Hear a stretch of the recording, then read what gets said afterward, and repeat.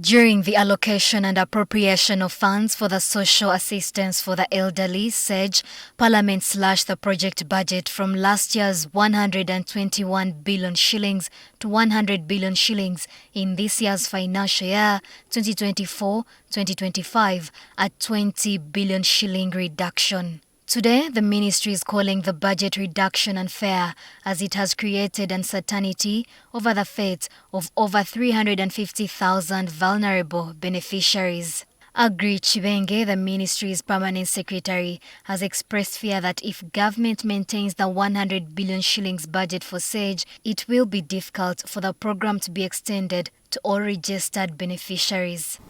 Now, clearly, that would have serious implications because it means we will not be able to serve the over 300,000 beneficiaries who are 80 plus years of age.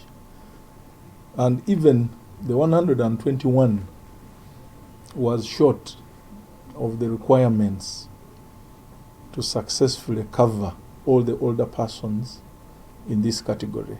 Kibenge also wondered what the motives behind this budget cut were, as parliamentarians are not properly considering the living status of the elderly as a priority. This is in a wake of results from the census that indicate that Ugandans are living longer than they used to do in the past. The recently released census results show that the number of Ugandans aged over 65 years constitute over 45.9 million Ugandans, or about 2,295,000 people.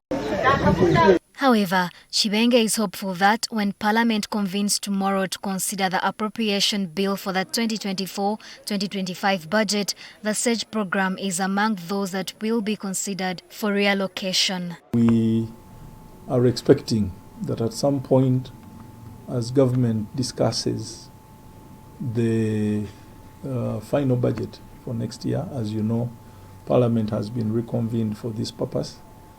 We want to believe that the issue of funding for SAGE for the older persons will be given priority attention.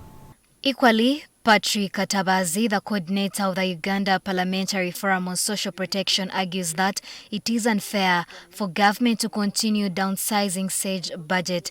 He says the time has come to start increasing the allocations to ensure that more vulnerable elders can benefit.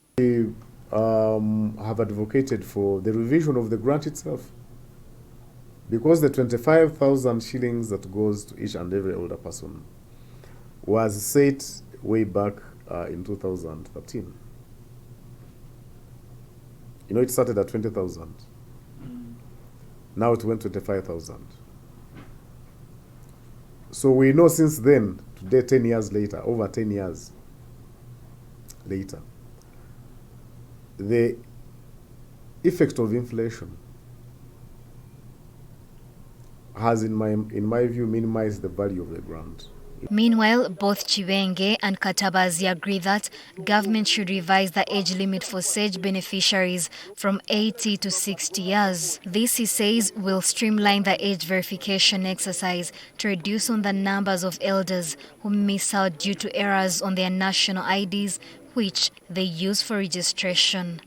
It was established that close to 43,000 of people in that category do not have national IDs or have national IDs with errors in either their age, in their details. So this needs to be corrected. It was expected that in the 5-year span from 2016, we would have now started targeting people at 65 years and above. And at the level of 65 years and above now, the budget would be at about 420 billion.